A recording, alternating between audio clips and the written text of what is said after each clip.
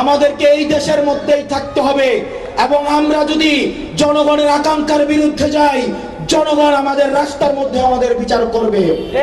আমাদের একজন শিক্ষামন্ত্রী আমরা পেয়েছি, স্ট্যান্ডবাজিতে উস্তাদ এবং টেন্ডারবাজিতে উস্তাদ।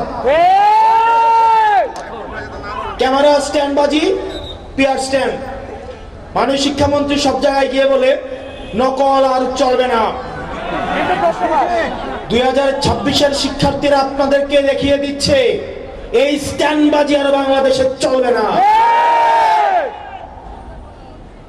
হাঁটু সমান পানিতে, বুক সমান পানিতে 2026 সালের এইচএসসি পরীক্ষার্থীদের আপনি ডুবিয়ে ডুবিয়ে আপনি পরীক্ষা দিতে বাধ্য করেছেন।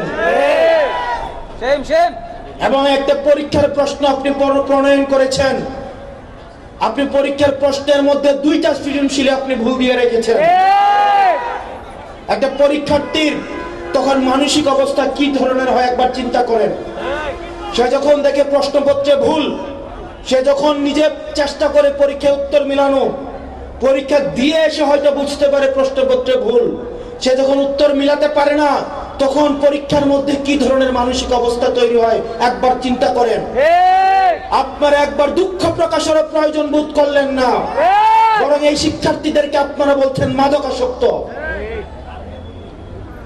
এই শিক্ষামন্ত্রী, আপনি যাদেরকে ফার্মের মুরগি বলছেন, এই ফার্মের মুরগিরা রাস্তায় এসেছে বলে আজকে শিক্ষামন্ত্রী হয়েছেন। এই ফার্মের মুরগিরা রাস্তায় নেমে এসেছে বলেই শিলং থেকে এসে সংবিধান বিশেষজ্ঞ হয়েছে। এই ফার্মের মুরগিরা রাস্তায় এসেছে বলেই আজকে লন্ডন থেকে এসে বাংলাদেশের প্রধানমন্ত্রিত্ব করছে। শিক্ষামন্ত্রীকে বলবো, শিক্ষার্থীরা গিনিপিগ নয়, শিক্ষার্থীদেরকে নিয়ে এক্সপেরিমেন্ট বন্ধ করুন। কিছুদিন পর পর একটা জিনিস ইচ্ছা হয়, আপনারা সেটা তাদের উপরে চাপিয়ে দেন, শিক্ষার্থীদের উপরে চাপিয়ে দেন। এই শিক্ষার্থীদের আপনাদের এক্সপেরিমেন্টাল টুল না, যে যখন ইচ্ছে তাদেরকে নিয়ে এক্সপেরিমেন্ট করবেন, এক্সপেরিমেন্ট ফেল করলে আবার সে এক্সপেরিমেন্ট তুলে নেবেন।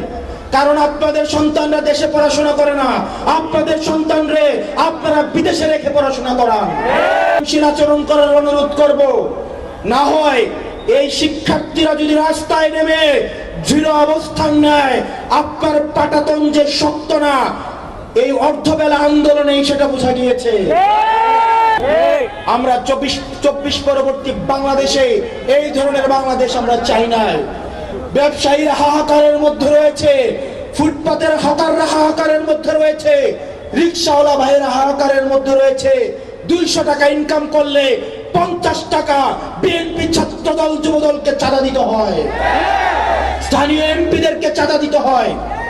এই চাঁদাবাজির বাংলাদেশ আর চলবে না। আপনারা যদি মনে করে থাকেন এই চাঁদাবাজির যাত্রা আপনারা অব্যাহত রাখবেন, মনে করার দরকার নাই এভাবে বেশি দিন খাইতে পারবেন। হাসিনার হয়তো 17 বছর লাগছে।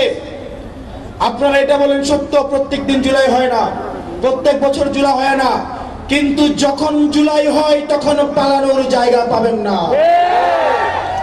হাসিনার জন্য ইন্ডিয়া ছিল, আপনারা বলেন আপনারা বাংলাদেশ পন্থী দল, আপনাদেরকে আমাদেরকে ইন্ডিয়াও নিবে না, পাকিস্তানও নিবে না, আমাদেরকে এই দেশের মধ্যেই থাকতে হবে এবং আমরা যদি জনগণের আকাঙ্ক্ষার বিরুদ্ধে যাই, জনগণ আমাদের রাস্তার মধ্যে আমাদের বিচার করবে।